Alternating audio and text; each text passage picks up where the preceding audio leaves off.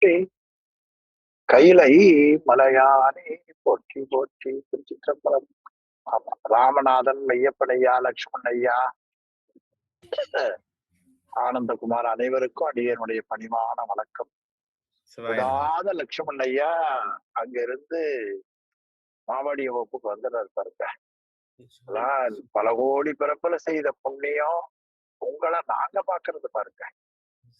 அவருக்கு இருக்கிற ஆர்வம். ஆமா, எல்லாருடைய திருவி வணங்கிறேன். ரமணி ஐயா வந்திருப்பார் நினைக்கிறேன். அவர்களும் வணக்கம். எல்லா நேரமும் சொல்லி வணங்குற புண்ணியம் நமக்கு கிடைக்கிறது. இன்னைக்குதான் மையப்பன் ஐயா, ராமநாதன் ஐயா எல்லாரையும் வணங்குற ஒரு வாய்ப்பு. வாங்க ஐயா, வாங்க. சிவாய நம்ம ஆனந்தையா ஆனந்து சதீஷ் தொடங்கிடலாமா? சரி, மகிழ்ச்சி, மிக்க மகிழ்ச்சி. சூரியன் மாதிரி தெரியுதுங்க. போங்க ஓதுவாமூர்த்தி ஐயா தொடங்கி அருள் செய்யுங்க. சிவா.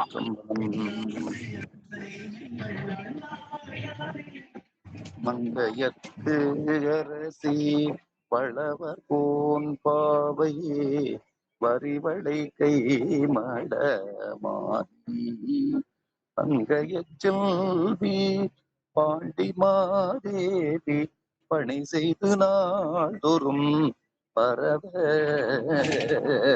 பொங்கழூருவன் பூதநாயகனால் வேதமும் பொருள் வேளும் அருளே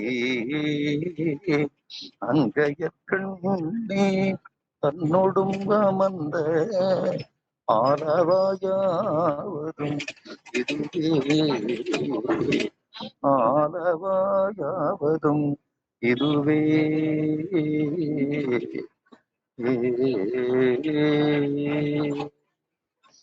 சிற்றம்பலம். திருவடிக்கு வணக்கம். சிவாய நம. திருச்சிற்றம்பலம். அடியார் பெருமக்களுக்கு வணக்கம்.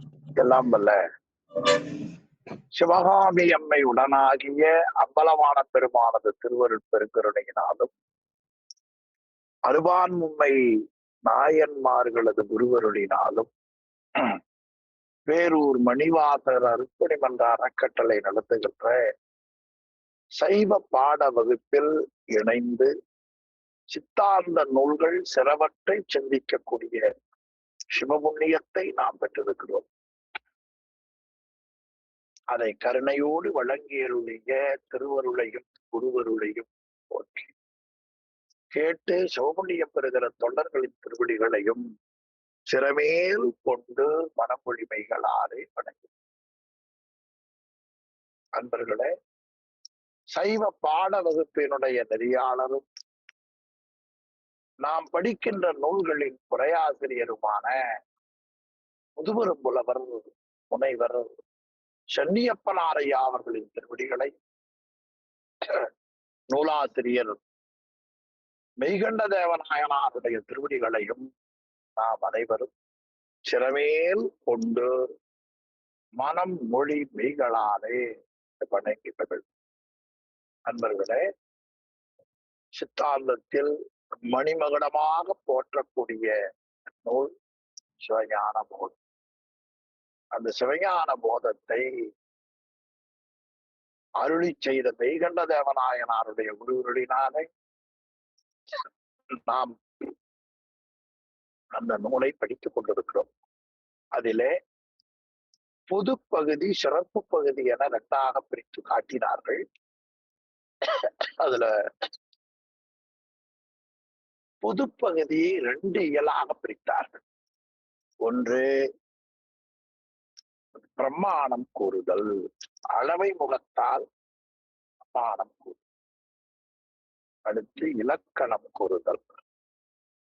அந்த முறையிலே இப்பொழுது நாம் பதி, பசு, பாசம் ஆகிய முப்பொருள்கள்ல 4ஆம் நூற்பாவில பசுவுக்கு இலக்கணம் கூறிய மெய்கண்ட சிவம் 5ஆம் நூற்பாவில பாசத்துக்கு இலக்கணம் கூறுகிறார். நம்ம 5ஆம் நூற்பா சொல்ல வேண்டும் நினைக்கிறேன் இல்லையா? வேற மேற்கோள் சொல்லணுமோ? ஆக 5ஆம் நூற்பாவில் சொல்லப்பட்ட செய்தி ரொம்ப எளிமையான செய்தி. விளம்பிய உள்ளத்து மெய் வாய் கண் மூக்கு அளந்து அறிந்து அறியா, அளந்து அறிந்து அறியா ஆங்கவை போல தாம் தம் உணர்வின் தமி அருள் காந்தம் கண்ட பிரசாசத்து அவையே. இந்த நூற்பாவில சொல்லப்பட்ட செய்தி 2. 1, ஐயுணர்வுகளால் ஆன்மா உணரும். இதுவும் இறையருளால் உணரும். முதல் கூறு சொன்னார் ஐயுணர்வுகள் ஆன்மாவால் அறியும். இனி அந்த ஆன்மாவும் தமது முதலாலே உணரும். இந்த 2 செய்தியை தான் இந்த நூற்பாவில ஆசிரியர் மெய்கண்டசிவம் காட்டுகிறார். அது 2 கூறு. அதுல 1 ஐயுணர்வால் ஆன்மாக்கள் உணரும். எளிமையான கருத்து பாருங்க. நம்முடைய உயிர் ஆன்மான்னு பேர். அந்த உயிர் காது வழியா, தோல் வழியா, கண் வழியா, நாக்கு வழியா, மூக்கு வழியா, இது ஐ உணர்வுன்னு பேர். ஐய உணர்வுன்னு நினைச்சிடக்கூடாது. ஐய உணர்வுகள். ஆக ஆன்மாவுக்கு அறிவு நிகழ்வதற்கு காரணமாக இருக்கக்கூடிய ஐம்பொறிகள். இந்த 5 பொறிகளின் வழியாகத்தான் உயிர் உலகப் பொருள்களை அனுபவிக்கும். அதனால் ஆசிரியர் ஐயுணர்வினால் ஐயுணர்வுகள் ஆன்மாவால் உணரும். இனி அப்படியே அது ஐம்பொறிகள் அறிவு நிகழ்வதற்கு காரணமாக இருந்தாலும் கூட அந்த பொறிகளோடு ஆன்மா உற்றி தின்கிற பொழுதுதான் அது உலகப் பொருள்களை அனுபவிக்கும். அது ஏது காட்டினான்? அவற்றினான் ஆன்மா உற்றித்து காணின் அல்லது அவை ஒன்றையும் விடையிலா. கண் பார்க்கணும்னா ஆன்ம அறிவு கண் பொழியில சேருகிற பொழுதுதான் உலகத்துல இருக்கிற பொருள்களுடைய உருவங்கள் அவையெல்லாம் நமக்கு தெரியும். அந்த கருத்தை தான் ஏதுவில அருமையாக காட்டினார் ஆசிரியர். இனி ஒரே ஒரு எடுத்துக்காட்டு வைப்பா. 30வது திருப்பாடல். ஐம்பொறியை ஆண்டு அங்கு அரசாய் உளம் நிற்ப ஐம்பொறிகள் உள்ளம் அறியாவாம் ஐம்பொறியில் காணாதில் காணாது காணும் உளம் காணாதில் காணா கண் கேளா செவி. இந்த திருப்பாடல்ல முதல் வரியில உளம், உள்ளம் என்பது பாட்டுக்காக உளம் என்று வந்தது. உள்ளம் என்பது உயிரை குறிப்பது. ஆக உயிராகிய ஆன்மா ஐம்பொறியை ஆண்டு அங்கு அரசாய் நிற்ப ஐம்பொறிகளையும் அவற்றுக்குரிய புலன்களின் மேல் செல்லுமாறு ஏவுவது ஆன்மா. கண்ணங்க பாரு, காதுங்க கேளு, ஆமா தண்ணி குடிக்கணும் மியூட் போடு, இதெல்லாம் அதான் சொல்லும். எனவே ஐம்பொறியை ஆண்டு அங்கு அரசாய் உளம் நிற்ப. இந்த உயிர் இருக்கிறதே இந்த புருவ நடுவுல நிக்கிற பொழுது 35 கருவிகள் வேலை செய்யும். அப்படி 35 கருவிகள் புருவ நடுவுல வேலை செய்கிற அந்த நிலைப்பாட்டை நாம் முன்னமே பார்த்தோம். 35 கருவிகள். அது வகுப்பு முடிஞ்சதுக்கு அப்புறம் பார்த்துங்க. 84வது பக்கம் படிக்கும். ஆக அங்கே இருந்து கொண்டு சிவராஜதானியாக வாழ்க்கையை நடத்துகிறது ஆன்மா. இந்த இடத்துக்கு பெயர் உமாபதி சிவம். போற்றி பகருடையில திருவோலக்க மண்டபம் அப்படின்னு காட்டுறார். ஓலக்க மண்டபம்னா அந்த மண்டபத்துல உட்கார்ந்துதான் நாட்டு நடப்புகளை நிர்வாகம் செய்வார்கள். அதே போல ஒவ்வொரு உயிரும் அந்த உடம்பினுடைய புருவ நடுவுல இருந்து கொண்டே அரசாய் உளம் நிற்ப என்ற அப்படி இருத்தலால் ஐம்பொறிகள் உள்ளம் அறியாம அந்த ஐம்பொறிகள் இருக்கின்றனவே, அந்த ஐம்பொறிகள் ஏவப்பெற்ற அந்த ஐம்பொறிகள் தம்மை செலுத்தும் ஆன்மாவை அறியாது. கண் என்னைக்காவது உயிர் பார்த்திருக்கா? கண்ணு பார்க்கறது மட்டும் இல்லைங்க, கருவிகளாலும் ஆன்மாவை காண முடியாது. எத்தனை கண்டுபிடிக்கிறார்கள். ஏதாவது ஒரு ஷோல்னுடைய உயிரை எடுத்து போட்டா போட்டு வச்சிருக்கிறாங்களா? போடவே முடியாது. அது சிவபெருமானுடைய கண்ணுக்கு மட்டும்தான் அகப்படும். எனவே ஐம்பொறிகள் உள்ளம் அறியாமாம். இனி ஐம்பொறியின் காணாதேல் காணாது அறியும் தன்மை இருக்கிற ஆன்மா இந்த பொறிகளோடு உற்றித்து நின்று உலகப் பொருள்களை காணவில்லை என்றால் ஆன்மாவும் உள்ளதை காணாது. ஐம்பொறிகள் காணாதேல் காணாது காணும் உளம் காணாதேல். ஆமா. ஆக காணும் உளம் காணாதேல் அறியும் தன்மையுள்ள ஆன்மா பொறிகளோடு ஒற்றித்து நின்று அறியாதாயின்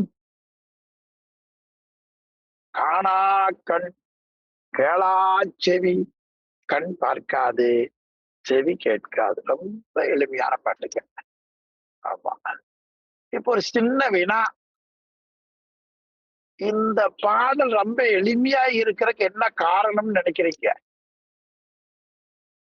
அதாவது முதல் நோட்பா, 2ஆம் நோட்பா, 3ஆம் நோட்பா, அதெல்லாம் கொஞ்சம் ரொம்ப கேட்கறது முடியல. ரொம்ப என்ன சொல் டஃப்பா இருந்தது. இது எளிமையா இருக்க என்னன்னு நினைக்கிறீங்க? ஒரு சமயம் மெய்கண்ட சிவன் எளிமையா பாடியிருப்பாரோ? ஆமா. நீங்க ஆனந்த் வேணா அதுக்கு வினாவுக்கு பதில் சொல்லட்டுமே.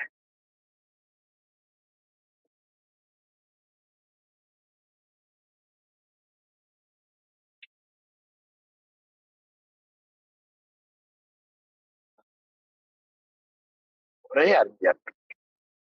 ஆமா. நான் ஒரு காரணம் சொல்றேன், சரியான்னு பாருங்களேன். நாம எடுத்தோன்னா முதல் நோட்பா, 2ஆம் நோட்பா படிச்சு பழக்கம் இல்லையா? இப்போ 1ஆம் நோட்பா, 2ஆம் நோட்பா, 3ஆம் நோட்பா படிச்சு 4ஆம் படிச்சு கொஞ்சம் நல்ல நம்ம உயிர் அறிவு வாங்கி பழகிடுச்சு, எளிமை வாங்கிடுச்சு. 5 மலை இருந்ததுன்னா 2 மலை ஏறியாச்சுன்னா 3ஆவது மலை அதேதான். மெய்கண்ட சிவம் 12 நோட்பாவையும் ஒரே எளிமைத்தன்மையில் தான் பாடியிருப்பார் என்று நான் கேட்டுக்கிறேன். ஆமா. இத வாங்கி கொள்றதுலதான் நம்முடைய அறிவு வேறுபாடை தவிர, இப்ப நீங்க இதை படிச்சுட்டு மறுபடியும் முதல் நோட்பாவுக்கு போனீங்கன்னா அவன் அவள் அது எனும் அவை மூவின் அவையின் தோற்றிய திதியோடு மனத்தொழதான் என்று எளிமையா சொல்லிவிடலாம். அதே முறையில முதல்ல வாங்குபவர்களுக்கு நூற்பாவை வாங்க முடியாது, உரையைத்தான் வாங்கும். உரையே என்ன போல அறிவிக்கிறவங்க 100 தடவை படிக்கணும். அவ்வளவு நல்ல உரை. ஆக ஆன்மா ஐம்பொறிகளோடு உற்றித்து நிற்கவில்லை என்று சொன்னால் கண் காணாது, செவி கேளாது, தோல் உணராது, நாக்கு சுவையை அறியாது, மூக்கு முகராது என்று காட்டினான். இந்த பாட்டு சிவஞான போதம். உங்களுக்கு தெரியும், சிவஞான போதம் மொத்தம் 12 நூற்றா. அந்த வரியை எண்ணினால் 40 வரிகள், சொல்லை எண்ணினால் 216 சொல்லு, எழுத்தை எண்ணினால் 624 எழுத்து. இந்த சிவஞான போதத்திற்கு பாட்டு வடிவில வந்தது சிவஞான சித்தியார். சிவஞான சித்தியார் பரபக்கம் 311 நினைக்கிறேன். அதாவது கொஞ்சம் எனக்கு தடுமாற்றம். இனி சுபக்கம் 328. ஆக 629 பாடல் என்னமோ வருகிறது. ஒரு எழுத்துக்கு ஒரு பாட்டு வீதம் விரிவா காட்டி இருக்கிறார் பாட்டு வடிவுல. இந்த கருத்து அப்படியே கீழே போங்க. சிவஞான சித்தியார் பாட்டை உரையாசிரியர் போட்டு இருக்கிறார். நல்ல பாட்டு பாருங்க. பொறி புலன் கரணம் 3 சொல்ல முடிச்சிட்டார். பொறி, ஆமா, புலன் கரணம். பொறினா உங்களுக்கு தெரியும், காது தோல் கண்ணு நாக்கு மூக்கு. பொறி, புலன் ஓசை, ஊறு உரு சுவை நாற்றம். கரணம் அவதான் அந்த கரணம். மனம் புத்தி சித்தம் அகங்காரம், இப்படி 3 சொல்லப்படுவது இல்லையா? பொறி புலன் கரணம் எல்லாம் புருடனால் அறிந்து. ஆமா, புருடனால் அறியும்.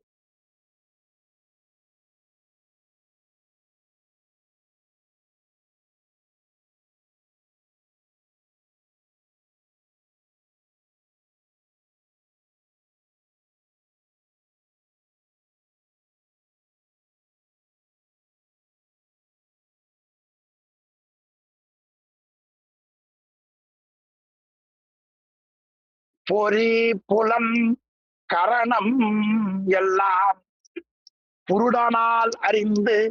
புருடன் என்பது ஆன்மா.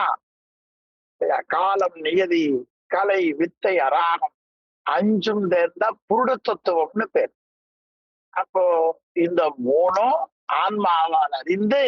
அடுத்து பாருங்க, ஆன்மாவை அறிதரா, அது ஒருபோது ஆன்மாவை அறியாது. அவையே போல் ஆன்மாக்கள் அனைத்தும் எங்கும் செறிதரும் சிவந்தன்னாலே அறிந்திடும். ஆன்மாவால் புரிய செயல்படும், சிவபெருமானால் ஆன்மா செயல்படும். எங்கும் செறிந்திடும் சிவந்தன்னாலே அறிந்திடும். ஆனால் சிவனை பொருடன் காணா அறிதரும் சிவனே எல்லாம் அறிந்து அறிவித்தும் நிற்பன். அறிந்து அறிவித்து, இந்த 2 சொல்லுதான் காட்டும் உபகாரம் காணும் உபகாரம் ஆகியவற்றை நமக்கு காட்டுகிறது. இந்த 5ஆம் நூற்பா தொடங்குகிற பொழுது இந்நூற்பா எண்ணுதலிற்றோ எனியோ காட்டும் உபகாரம் உணர்ந்திற்று. 11ஆம் நூற்பாவில காணும் உபகாரம் சொல்லுவாங்க. அந்த காணும் உபகாரம் காட்டு உபகாரம் 6ஆம் நூற்பா 11ஆம் நூற்பா கருத்தைத்தான் சிவஞான சித்தியார்ல அறிந்து அறிவித்து. எப்படி அவருடைய மாணவர்கள் பாருங்க, மாணவர்கள் இப்படி வரணும் இல்லையா? என்ன எனக்கெல்லாம் ரொம்ப வெக்கமா இருக்கு. நம்ம வாத்தியாருக்கு மாணவன் சொல்றக்கே வெக்கம். ஏன்னா வைகண்டாருக்கு கிடைச்ச மாணவர் அருள் சிவம். அவர் அவர் 2 சொன்னார் பாருங்க. அறிந்து, அதுக்கப்புறம் அறிவித்தும் நிற்பன். அதன் நிற்பவன் யார்? சிவபெருமான் என்று நல்ல பாட்டு. இந்த இடத்துக்கு இந்த பாட்டை போட்டா பொருத்தமா இருக்கும் நினைச்சாரு பாருங்க. அவரு நல்ல மாணவர் தானே. இப்ப எனக்கு என்ன தெரியும் நினைக்கிறீங்க? ஆமா, வெங்காய ஊத்தாப்பத்துக்கு என்ன சட்னி போட்டா அந்த ரெண்டுக்கும் கான்சிட் ஆகும். சளி பிடிச்சிருச்சுன்னா நல்ல மிளகு ரசம் வச்சு குடி. இவ்வளவுதாங்க இந்த ஜென்மத்துல நான் கற்றுக்கொண்டது. ஆனாலும் கூட இந்த நூல்களை படிச்சு வைப்பமே, விளங்குதோ விளங்கலையோ அப்படிங்கிற முயற்சிய நீங்க தான் எனக்கு கொடுத்திருக்கீங்க. இந்த நன்றியை நான் மறக்கலாமா? ஒரு மகிழ்ச்சியான செய்தி வேற உங்களுக்கு சொல்லணும் இந்த நல்ல நாள்ல. சரி, இந்த தொகுப்போட நிறைவு பண்ணிடுவாங்கன்னு நினைச்சேன். ஆனா ஆனந்தம் இல்ல இன்னும் கொஞ்சம் படிக்க வேண்டியது இருக்கு. அடுத்த தொகுப்பு நீங்க எடுங்கன்னு ஒரு அனுமதி உரிமையும் நம்ம கொடுத்துருக்கோம். அது உள்ளபடியே மகிழ்ச்சி படிச்சுட்டே அது ஒரு சுவையான தேவார தொடர்ல சொல்லுகிறேன், தின்று கண்டார்க்கு அது தித்தித்தவாறே. ஆமா, இப்படி அந்த பாடல் ரொம்ப அருமையா காட்டி இருக்கிறார். இனி இரண்டாம் எளிமையா போச்சு. இப்ப என்ன பார்த்தோம்? ஆன்மாவின் துணையால் ஐம்பொறிகள் அறியும். இதான் பார்த்தோம். இப்ப நீங்க வாங்கிக்கிற மெசேஜ் எவ்வளவு சிரிச்சு பாருங்க. ரொம்ப பெருசா இருந்தா ஒண்ணுமே பொருள்னு சொல்லுவாங்க. ஒரு தொடர் தான். ஆன்மா செலுத்துவதால் ஐம்பொறிகள் உணரும். ஆன்மாவும் தன்னுடைய முதலாளை உணரும்.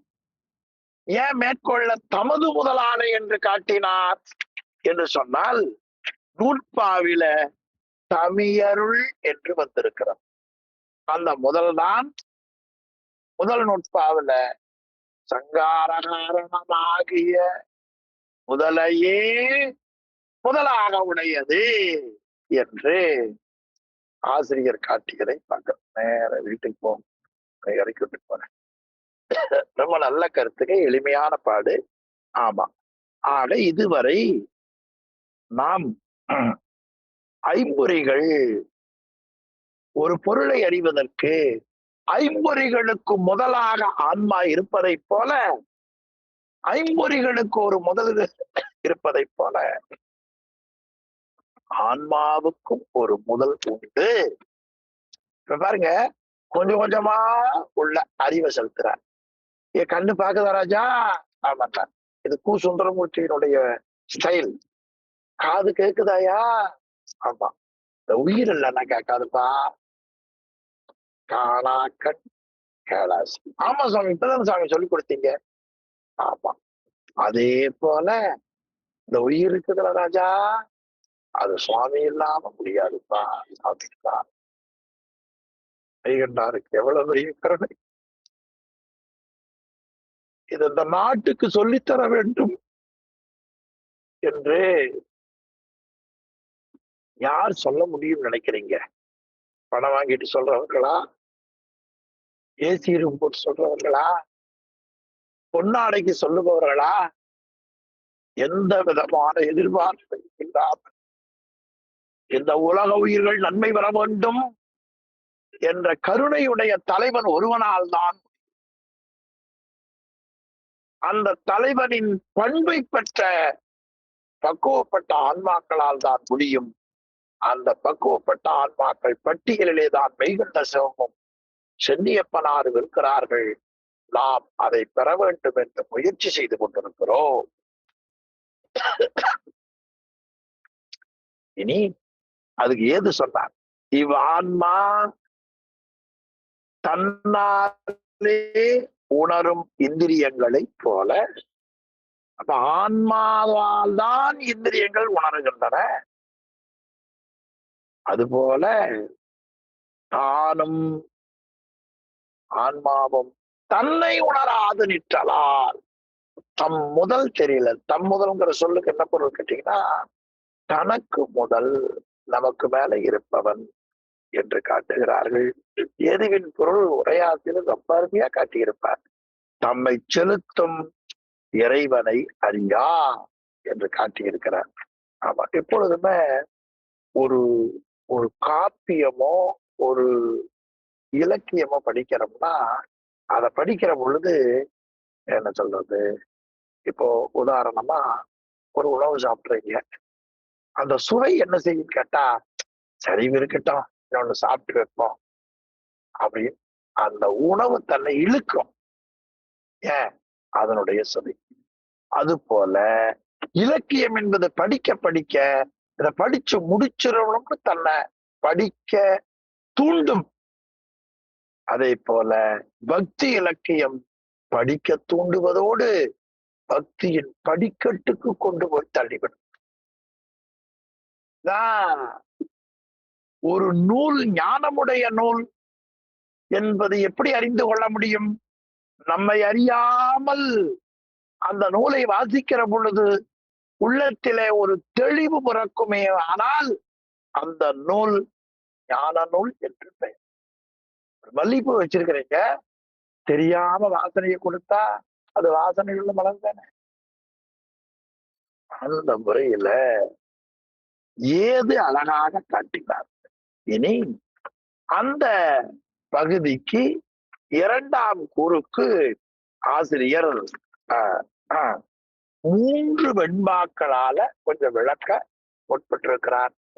கொஞ்சம் அது புரிந்து கொள்வதற்கு முயற்சி வேண்டும் என்று. முதல் வெண்பா 31. மன்னு சிவன் சந்நிதியில் மற்ற உலகம் சேட்டித்தது என்னும் மறையின் இயல் மறந்தாய் சொன்ன சிவன் கண்ணா உளம் விளையால் கண்டு அறிந்து நிற்கும் கான் என்னால் சிவன் அசத்தை இன்று. சிவபெருமான் ஒரு அழகான தொடர் போட்டார். மண்ணு சிவன். ஆமா, இந்த மண்ணுன்னா நிலை பெற்று இருக்கிறாங்கிற பொருள் தான். மண்ணுன்னா நிலை பெற்று இருக்கிற பொருள் தான். ஏன் அது நிலையாக இருக்க வேண்டும்? நிலை பெற்று மண்ணுன்னா மண்ணுக தில்லை நிலை பெற்று இருக்கிறது தான். ஆனால் எதற்காக அது நிலை பெற்றிருக்கிறது? ஆமா, அப்பா பள்ளி வாசல் நின்றுட்டே இருக்கிறார். நின்றுட்டு இருக்கிறார் தான். எதற்கு நிற்கிறார்? மகன் வருவா அழைச்சிட்டு போலான்னு நிற்கிறார். மகள் வருவா அழைச்சிட்டு போலான்னு நிற்கிறார். அது போல இறைவன் உலகத்தில் நிலை பெற்றிருக்கிறார். எதற்காக? இந்த உயிர்களை பேரின்பத்திற்கு அழைத்துச் செல்ல வேண்டும் என்பதற்காக. இதை தன் ஆசிரியரின் நூல்வழி அறிந்த உரையாசிரியர் மன்னு சிவன் என்ற சொல்லும் உரை எழுதினார் பாருங்க. பேரின்பத்திற்கு காரணமாக நிலை பெற்று. அவையா நிலை பெற்று இருக்கணும். நீங்க இந்த வரி எண்ணி பாருங்க. பொதுவா மண்ணு சிவன்னா நிலை பெற்ற சிவன் தான் உரை. மண்ணு என்ற சொல்லுக்கு நிலையின் பொருள். சிவன்னா சிவபெருமான். இது அங்க பொது அறிவு. இன்னொன்று அனுபவ அறிவுன்னு ஒன்று. அதுதான் அவன் ஏன் நிலை பெற்றிருக்க வேண்டும்? பேரின்பத்துக்கு காரணமாக நிலை பெற்றிருக்க வேண்டும். என்ன அழகு பாருங்க. அதனால் அந்த காரணத்தினாலே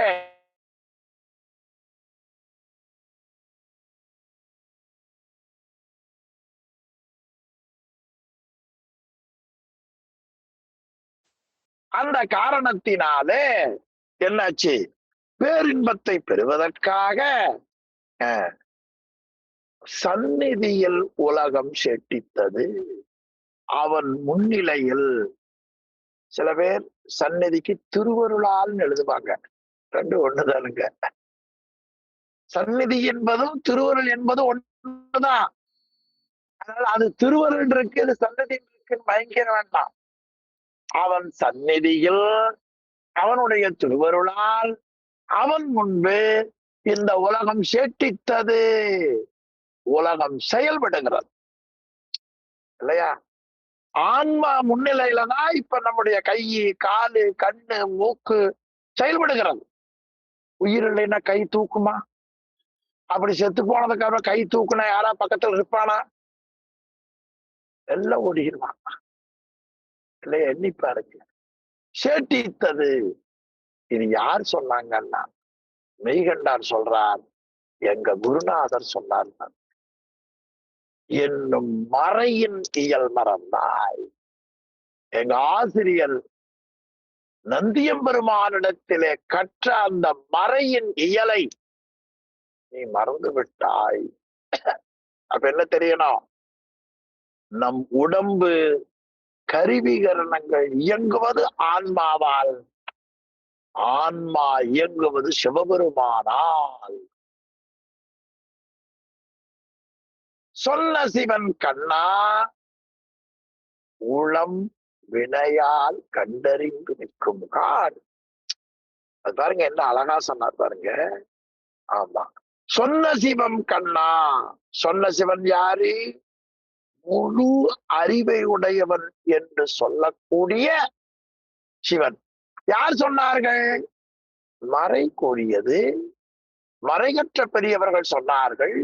சரி, அந்த சிவன் கண்ணா, சிவபெருமான் கண்களாக நிற்க. கண் என்பதற்கு அறிவு என்று பொருள். பிராக்கெட்ல உரையாசிரியர் காட்டியிருப்பார், உணர்த்துபவனாக. அதான் ரொம்ப முக்கியம். அந்த இடம் மட்டும் கொஞ்சம் அண்டர்லைன் காமிங்களா, எனக்கு கொஞ்சம் கிளப்பு. அந்த உணர்த்துபவனாக. தனக்கு கண்ணாகன்னா கொஞ்சம் பொருள் விளங்காது. அதுக்குள்ள ஒரு பிராக்கெட்ல போட்டார், இதுதாங்க உரையாசிரியர் செய்த உபகாரம். உணர்த்துபவனாக அப்படின்னு அர்த்தம். படிச்சு படிச்சு படிச்சு படிக்கிறவர்களுக்கு எங்க மயக்கம் வரும்னு தெரிஞ்சு, மயக்கம் வர இடத்துல ஒரு சொல்ல போட்டார் பாருங்க, அவன் அதை விட்டு அப்படியே கடந்து போய் விடுவான் இல்லையா? உணர்த்துபவனாக. அப்ப இறைவன் கண்ணான தனக்கு கண்களாக நின்று. கண் என்ற என்ற பொருள் அறிவு என்று பொருள். கண்டென்ற அறிவு என்று பொருள். லட்சணாருக்கு நீர் சிவ சிந்தாமணியில காட்டுறார், திருவருட்பயன்ல உரையாசிரியர் தான் காட்டி இருக்கிறார். எனவே அறிவுக்கு உணர்த்துபவனாக. அப்படி சொன்ன சிவன் கண்ணா மூலம் வினையால் கண்டறிந்து, அந்த ஆன்மா தான் செய்த வினைக்கு ஏற்ப அது கண்டறியும். ஆமா, எனவே தாம் செய்த வினைகளுக்கு ஏற்ப அந்த வினை தீவினை இருந்தால் சிவத்தை சிந்திக்கவே விடாதுங்க. கடும் முயற்சி பண்ணணும். கொஞ்சம் நல்வினை இருக்குமே ஆனால் அப்படியே எளிமையா பற்றி கொள்ளும். அப்படி பல கோடி பிறப்பல செய்த சிவபுண்ணியம் தான் திண்ணன் என்று அழைக்கப்பட்ட கண்ணப்பருடைய ஆன்மா குட்சோல். ஆரே நாளையா, ஆரே நாள். நாம எத்தனை ஜென்மம் எடுத்தோம்னு தெரியல. எனவே வினையால் அப்புறம் என்ன செய்யும்னார், கண்டு அறிந்து. ஆமா, அது ஆன்மா அந்த இறைவனுடைய கருணையினால் கண்டு அறியும், உணர்ந்து நிற்கும். கான். கடைசியில் ஒரு சொல்லு பாருங்க, கான். மேலே சொன்ன கருத்தை நீ அறிவாயாக. கான் என்ன பொருள்? கழிவாயாக. இந்த காண்கிற சொல்ல நம்ம திருமுறைகள் நிறைய வரும். அது திருவண்ட பகுதியில காட்டுவார், அண்ட பகுதியின் உண்டை பறக்கம்னு காட்டுவார். அப்படி காட்டிட்டு போய் ஒரு இடத்துல காட்டுவார், முன்னோன் காண்க முழுதோன் காண்க, முன்னோன்னு அறிவாயாக, முழுதன் அறிவாயாக என்று காட்டுகிறது. காண். சரி, சிவன் அசத்தை எண்ணார். சிவன் அசத்தை எண்ணார். அசத்தாகிய உலகப் பொருள்களை சிவபெருமான் ஒருபோதும் அனுபவிக்க மாட்டான் இல்லையா? 2 இட்லியை வச்சு என்ன சாமிக்கு பசியா நிற்குது. அப்படி இட்லியால உடம்புக்கு சக்தி கிடைப்பதற்கு மாயையின் காரியம் அல்ல சிவபெருமானுடைய உடம்பு. நம்ம உடம்புக்கு வேணும். 3 நாள் சாப்பிடாம இருந்தீங்கன்னா கால் வராது. இருந்து பாருங்களேன், பச்சை தண்ணி இல்லாம, இல்லையா? எனவே சிவம் அசத்தை எண்ணான். இன்று நல்லா சொல்லுங்க, இன்று அசத்தாகிய உலகம் இறைவன் முன்பு இறைவனிலே இருந்து வேறாக விளங்கி தோன்றாது. அவனுக்குள்ள இருக்கிற பொருள்தான் என்று முதல் நூற்றாவுல ரொம்ப அழகா காட்டினார். இனி சன்னதி என்ற சொல்லுக்கு கீழே உரை எழுதியிருப்பார். சேட்டித்தல், தொழிற்படுதல், இதெல்லாம் நீங்க பின்னால பார்க்கலாம். அதுல பொறிகள் உலகப் பொருள்கள் அறியுது பாருங்க, அது உயிருக்காக. என் கண்ணு பாக்குது யாருக்காக? எனக்காக, இல்லையா? திரைப்பட பாடல்கள் உலகம் பிறந்தது எனக்காக அப்படின்னு திரைப்பட கண்ணு நமக்காக பாக்குது. ஆனா உயிர் இருக்கிறதே, அது உயிர் தனக்காக பார்க்குது. கண்ணு பார்ப்பது உயிருக்காக, உயிர் அறிவது. உலகப் பொருள்களை கண் பார்க்குது, காது கேட்குது இல்ல, அது யாருக்காக? உயிருக்காக. சரி, உயிர் உலகப் பொருள்களை அறிவதற்காக, உயிருக்காக. இறைவன் இறைவன் உயிர்களுக்கு உதவுவது இருக்குதே, அது கருணை காரமே அல்லாமல் தன்பொருட்டன்று. இந்த 3 வேறுபாடை நாம நல்ல நெஞ்சில பதிய வைக்கணும். இத உரையாசிரியர் எடுத்து காட்டுறாரு பாருங்க. பக்கம் 93 பாருங்க. 2வது பத்தி 1, 2, 3, 4, 5, 6, 6வது வரி பாருங்க. உயிருக்கு இறைவன் திருவருள் இன்றியமையாது, பொறிகளுக்கு உயிர் இன்றியமையாது. அதுக்கு மேல போங்க. பொறிகளுக்கு உயிர் இன்றியமைய. உயிர் இல்லைன்னா கண்ணு பார்க்காது. உயிர் இருக்கிற பொழுதே கண்ணு பார்க்காம கண்ணாடி போட்டுக்கிறமே. உயிருக்கு இறைவன் திருவருள் இன்றியமையாதது. இந்த 2ஐயும் நாம கொஞ்சம் நல்லா ஞாபகம் வச்சுக்கணும். அதாவது ஸ்டேட்டஸ் வச்சீங்கன்னா இந்த 2 வரைக்கும் இந்த ஸ்டேட்டஸா வச்சு விடுங்க. நேற்று நிறைய பேர் ஸ்டேட்டஸ் வச்சிருப்பாங்க, இல்லையா? அன்பு திருநாள் நேற்று பெயர். எத்தனை பேர் எழுதாங்க, எத்தனை பேர் சிரிச்சாங்கன்னு ஆண்டவனுக்கு மட்டும் தான் கணக்கு தெரியும். பொறிகளுக்கு உயிர் இன்றியமையாதது. உயிரின்றி பொறிகள் செயல்படாது.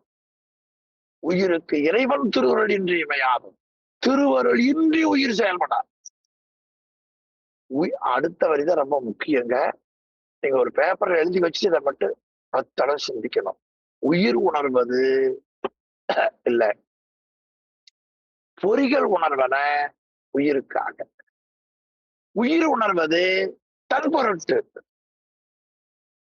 ஆனால் இறைவன் உயிருக்கு உதவுவது கருணையே காரணம், தன் பொருட்டு அன்று. எவ்வளவு பெரியதாக நினைச்சு. இந்த 3 உயிருக்கு தாங்க ஹெல்ப் பண்ணது. பொறிகளை உணர்வதற்காக, இந்த பாலா போன உயிருக்காக. சுவாமி உதவுவது கருணை காரணம். பயன்பெறுவது யாரு? நாம். இந்த கருத்தை தான் வனவாசம் கிடந்தார் உண்மை விளக்க நூல்ல முத்தி நிலையில் 3 முதலும் மொழிய கேள் சுத்த அனுபோகத்தை துய்த்தல் அணே மெத்தவே இன்பம் கொடுத்தல் இறை இத்தை விளைத்தல் மலம் அன்புடனே கண்டுகொள்ளப்பா என்று ஒரு உயிரை கட்டி தாவி காதுல உபதேசம் செய்தார் வனவாசம் கிடந்தார். அந்த உயிர் மேல அவ்வளவு அன்பு. நம்ம யாராவது பார்த்தா திடீர்னு பார்த்தா கட்டி பிடிச்சுக்கிறோமா இல்லையா? அது அந்த நிமிஷம் சாமி இருக்கிறதால அடுத்த நிமிஷம் காரியம் விழுந்துருவோம். ஆனா ஒருபோதும் ஆசிரியர் மாணவனை கிளவிட மாட்டார். ஏன்? அவர் விட்டாருன்னா அந்த ஆன்மா கடத்தாரு. இந்த ஸ்டேட்டஸ் மறக்காம ஞாபகம் வைங்க. யாராவது பார்த்துட்டு கேட்பாங்க. எனவே உயிருக்கு இறைவனுடைய திருவருள் வேண்டப்படுவது போல இறைவனுக்கு பிறர் துணை வேண்டுவதில்லை. அதாவது திருவருட்பயன்ல அருமையா சொன்னார் உமாபதி சிவம். பல்லார் உணரும் பான்மை என தனக்கு மேல் ஒருவன் இல்லாமல் எவை. இரண்டாவது வெண்பாவுக்கு போயிருவோம். வெய்யோன் ஒளியில் ஒடுங்கி விளங்காது வெய்யோனை ஆகாத மின் போல மெய்யவனில் கண்டு கேட்டு உண்டு உயிர்த்து உற்று அறியும் ஐம்புலனை கண்டு உடனாய் மண்ணுதலை காண். ஆமா, இந்த உயிர் முதல்வனோடு நின்று எப்படி உணர்கிறது என்பதை 32வது வெண்பாவில காட்டுகிறார். வெய்யோன் சூரியன், ஒளி சூரிய ஒளியில ஒடுங்கி, அந்த சூரியனுடைய ஒளியில ஒடுங்கி இருப்பது மீன், விண்மீன். நம்ம இரவுல வானத்துல விண்மீன் பாக்குறோம் இல்லைங்க, அந்த விண்மீன் எங்கேயும் போகாது, அங்கேயே நிற்கும். இருட்டுல தெரியும், வெளிச்சத்துல அந்த வெளிச்சத்துக்குள்ள அடங்கி இருக்கு, அங்கேதான் இருக்கும். அதான் காட்டுகிறார். விளங்காது வெய்யோனை ஆகாத மீன் போல். மீன்னா விண்மீன், சாப்பிடுற மீன் நினைச்சிடாதீங்க. வானத்துல இருக்கக்கூடிய அந்த நட்சத்திரங்கள் இருக்கிறத பாருங்கள். அந்த நட்சத்திரங்கள் சூரிய ஒளியில அடங்கி நிற்கும். ஆனால் விளங்கி தோன்றார். அத போல கண்டு கேட்டு உண்டு உயிர் தூற்றறியும் ஐம்புலனையும் கண்டு உடனாய். அப்படி உணர்கின்ற ஐம்புலன்கள் மெய்ப்பொருளாகிய முதல்வனால் ஆன்மா உணர்ந்து வேறாதலும் ஒன்றாதலும் இல்லாமல் உடனாக நிலை பெற்றிருக்கும் மண்ணுகள் நிலை பெற்றிருக்கும் என்பதை அறிவாயாக காண். இதென்ன காண் பார்த்தோம், அறிந்து கொள்வாயாக என்று காட்டினார். இது அப்படியே திருக்குறள்ல கண்டு கேட்டு உண்டு உயிர்த்து உற்று அறியும் ஐம்புலனும் ஒண்டொடி கண்ணே உளன். அருமையான குறள். உலக இன்பத்தை காட்டி பேரின்பத்தை காட்டுகிறார். உலக இன்பங்கள்ல காமத்து பால்ல காட்டி இருந்தாலும் கூட தெய்வ சேக்கிழார் பெருமான் சங்கிலியாரை திருமணம் செய்த உடனே இந்த குறளை மேற்கோள் காட்டி அவர் சிவஞானத்துல யோக நிலையில முதிர்ந்திருந்தார்னு காட்டுவார். ரொம்ப நல்ல பகுதி. இனி 3வது வெண்பா. ஆமா, முதல்வன் உயிருக்கு உலகப் பொருள்கள் அடைகிற பொழுது வேறுபடுவதை போல முதல்வன் ஒரு பொழுதும் வேறுபாடாக மாட்டான் என்கிற கருத்து 3ஆம் நூற்றாண்டுல. அருள் உண்டாம் ஈசற்கு. அதுல 94வது பக்கம் எடுத்துக்காட்டு வெண்பாவுக்கு மேல இருக்கிற பத்தி நல்ல பத்தி. ஆமா, கொஞ்சம் நல்லா ஞாபகம் வச்சுக்கணும். பாருங்க, இறைவன் பதவுரை கிளப்புவாங்க. இறைவன் ஆன்மாக்களுக்கு அறிவு வழங்குவதற்காக ஐம்பொறிகள், அந்த கரணங்கள் ஆகியவற்றை கூட்டுவித்தார். அந்த நூல் படிக்கிறதுக்காக சதீஷ் இந்த கூகுள் ரொம்ப புக் பண்ணார். அது இல்லைன்னா அமெரிக்காவில் இருக்கிற முகம் உங்களுக்கு தெரியுமா, எனக்கு தெரியுமா? அப்ப ஆன்மாவின் அறிவு வழங்குவதற்காக ஐம்பொறிகள், அந்த கரணங்கள் ஆகியவற்றை இறைவன் கூட்டுவித்தார். சரி, அவற்றோடு கூடினால் ஆன்மாவுக்கு அறிவு வந்துருமா? வராது. திருவருள் உணர்த்த வேண்டும். இதான் முக்கியம். இந்த அறிவுல பற்றி கொள்ளுகிற செய்திய பாயாசத்துல முந்திரி பருப்பு எடுத்து கொடுக்கிற மாதிரி கொடுக்கிறார் பாருங்க. ஆன்மாவுக்கு அறிவுடனே கை கூடாது. எப்படி சாமி உணர்வு? திருவருள் உணர்த்த வேண்டும். இது ஒரு ஆசீர்வாதம் என்ற சொல்லு. திருவருள் உணர்த்த வேண்டும். நிறைய பேர் வால் போஸ்ட் இப்படி அடிச்சிருப்பாங்க இப்படின்னு. ஒண்ணும் தெரியல அர்த்தம். இப்ப இந்த சொல்லு பாருங்க, திருவருள் உணர்த்த வேண்டும். இதுதான் அபயகரத்துக்குள்ள சொல். அந்த திருவருளுக்கு பெயர் சக்தி.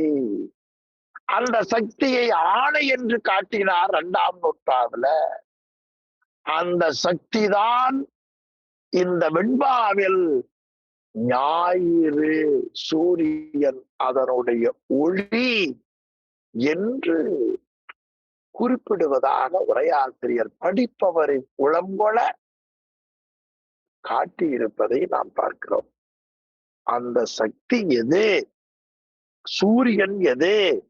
சக்தி எது என்றால் ஈசற்கே அருள் உண்டாம்.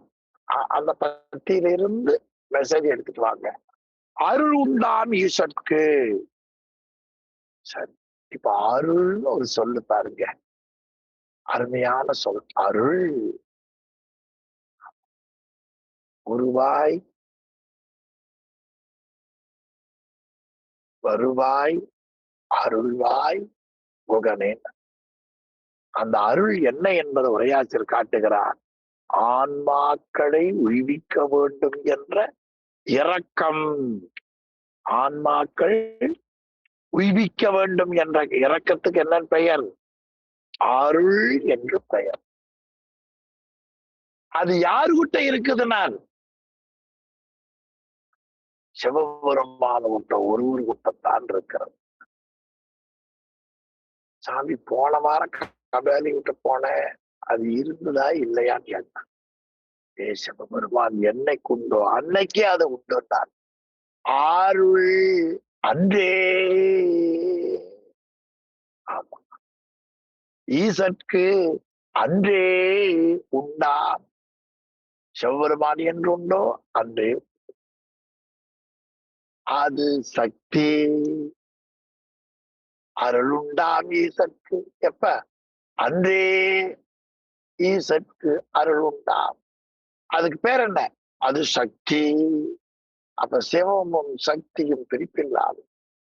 சில பேர் ஓம் சக்தி ஓம் சக்தி ஓம் சக்தி ஓம் அப்படி சொல்லுவாங்க. சொல் நல்ல சொல்லுதான், ஆனா சக்தியை மட்டும் சொன்னதாய். சக்திக்குரிய சக்தி மானையும் சொல்ல வேண்டும். சக்தி வேறு, சக்திமான் வேறு. எனவே அது சக்தி என்று. அப்புறம் சொன்னார், அருளும் அவன் அன்றி இல்லைன்னார். அந்த சக்தி இறக்க சக்தி. அந்த அருளும் அவன் குணமும் குடியுமாக இருப்பதால் அவன் இன்றி அருள் கிடையாது.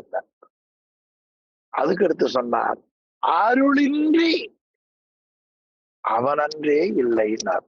ஆமா, அருள் இல்லாமல் அவனும் இல்லை. உடனே அருள் இல்லைன்னா அவன் இல்லை, சரியா போச்சு.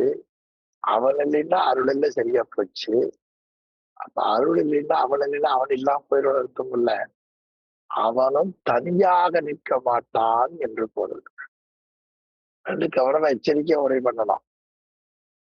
சிவமில்லையேல் சக்தி இல்லை, சக்தி இல்லையேல் சிவமில்லைனா, சிவமில்லையேல் சக்தி இல்லை, சிவமில்லாம சக்தி கிடையாது. ஆனா சக்தி இல்லையேல் சிவமில்லைனா சிவமும் தனியாக நிற்க மாட்டான், தன் சக்தியோடு கூடி நிற்பான். இந்த இடத்துலதான் எல்லாரும் தகராறு பண்ணி ஈக்குவல் போடுறாங்க. இங்க ஈக்குவல் போடக்கூடாத உலக மக்கள் கணக்க. சிவம் தன் சக்தியோடே இருக்கும். அவன் தனியாக அருள் இன்றி அவன் இல்லை. அப்ப தனியா அவன் மாட்டான். கண்ணார் கண்ணுக்கு, நல்லா சொல்ல பாருங்க, கண்ணார் கண்ணுக்கு. அது என்ன கண்ணார்னார்? அருட்கண்ணார் கண்ணுக்கு. அருட்கண்ணார் ஞானக்கண் பெற்றவர்களுக்கு, கண்ணுக்கு, அறிவுக்கு. அப்படியே கண்ணு அறிவுன்னு பார்த்தோம்ல. இப்ப கண் என்பது அறிவுக்கு நுரை எழுதிச்சார் பாருங்க ஆசிரியர். கண் என்பதுக்கு என்ன பொருள்? அறிவு. கண்ணுக்கு, அறிவுக்கு. அரண் ரவி போல எய்ந்து நிற்கின்றார் இறைவன். சூரியன் தன் ஒளியிலே பிரிப்பின்றி இயந்து நிற்பதை போல, சூரியனை ஒளியையும் பிரிக்க முடியாது. அப்படி இருப்பதை போல தன் அருட்சக்தியோடு வேற்றுமை இல்லாமல் தாதான்ய சம்பந்தமாயிருப்பான். தாதான்யம் பொருளால் ஒன்றாக இருந்தாலும் வேறாவதற்கு உரிமை உடையன என்று இந்த வெண்பா அருமையா நமக்கு காட்டினார். அது இரக்க குணம்னா என்ன அப்படின்னு ஒரு உரையாசிரியர் சுமையை எழுதியிருக்காரு. 95வது பக்கம் கீழ் பத்தி பாருங்க. உயிரின் குற்றங்களை நீக்கி மேம்படுத்துவதற்குரிய இரக்க குணமே சிவபெருமானுக்கு இயல்பு. இன்னைக்கு கிளப்ப அடுத்த பத்தி. உயிரின் குற்றங்களை நீக்கி இன்னும் கிளப்பாங்க அடுத்த பத்தி.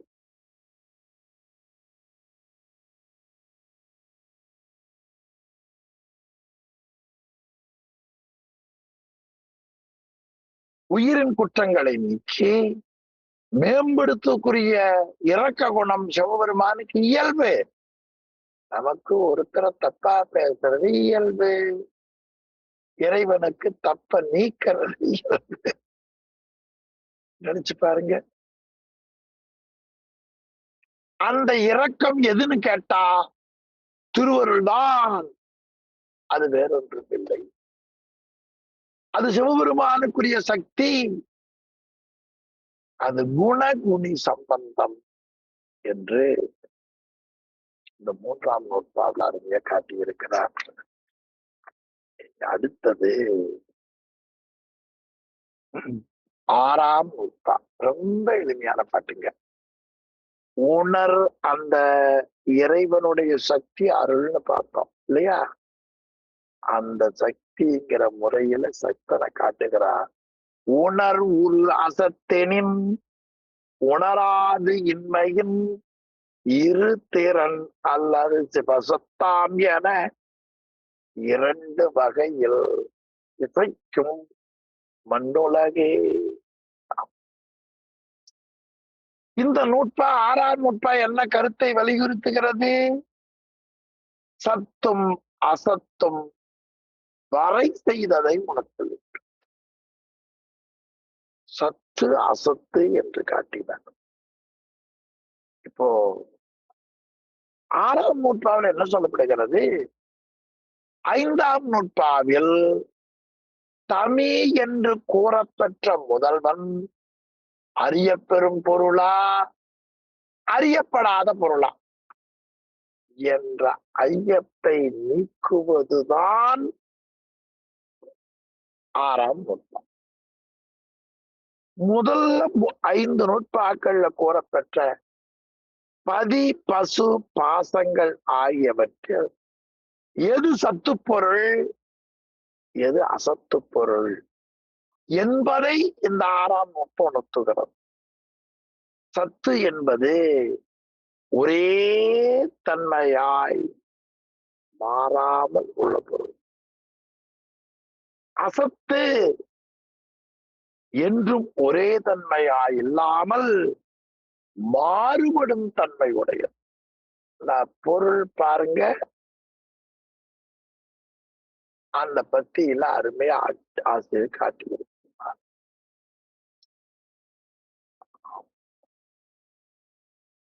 எனவே பதி பசு பாசங்கள்ல சத்து பொருள் எது அசத்து பொருள் எது என்பதை இந்த பாவல காட்டுகிறார். ஒரே தன்மையாய் இல்லாமல் மாறுபடும் தன்மையுடைய பொருள் என்றும் அசத்தை காட்டுகிறார். இப்ப சத்து அசத்துன்னு எங்க பார்த்துக்கலாம்? 96வது பக்கம் 6ஆம் நூற்பாவினுடைய பொருள் விளக்கமான சொல்லுவரிடத்திலே நாம் சத்து அசத்து எது என்பதை தெரிந்து கொள்ளலாம். இதற்கு இன்னும் விளக்கமாக நாம் சிந்திக்க வேண்டும். அப்படி சிந்திப்பதற்குரிய நேரம் என்று அமையவில்லை. எனவே அதை பிறகு சிந்திப்போம் என்று சொல்லி இதற்கு அருள் செய்த திருவருடையும் குருவருடையும் போற்றி கேட்டு சௌகரியம் பெறுகிற தொண்டர்களின் திருவடிகளையும் சிறமேல் கொண்டு மனம் மொழி மெய்களாலே வணங்கி வருகிறேன். சிவாய நம. ஐயா, நாளைக்கு வகுப்பு இருக்கா ஐயா சதீஷ் ஐயா?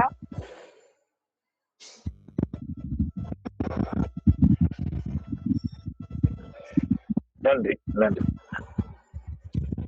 நன்றி. சிவாய நம. ஐயா ஓதுவங்களுக்கு ஐயா நிறைவு செய்தவங்க. சும்பலம் வாழ்க அந்தணர் வானவரானினம் வீழ்க தன் பூனல் வேந்தனும் ஓங்குக ஆழ்க தீயதெல்லாம் அறநாமமே சூழ்க வையகமும் உயர் தீர்கவே. சிற்றம்பலம். தென்னாடுடைய சிவனே போற்றி, எந்நாட்டவர்க்கும் இறைவா போற்றி, ஏகம்பத்து உரையந்தாய் போற்றி, பாகம் பெண்ணுரு ஆனாய் போற்றி, காவாய் கனகத்திரளே போற்றி, கைலை மறையானே போற்றி போற்றி, அருந்தர் மகிழாமேஸ்வரனாய் அமர்ந்தேஸ்வர பெருமான் திருவடிகள் போற்றி போற்றி. சிற்றம்பலம்.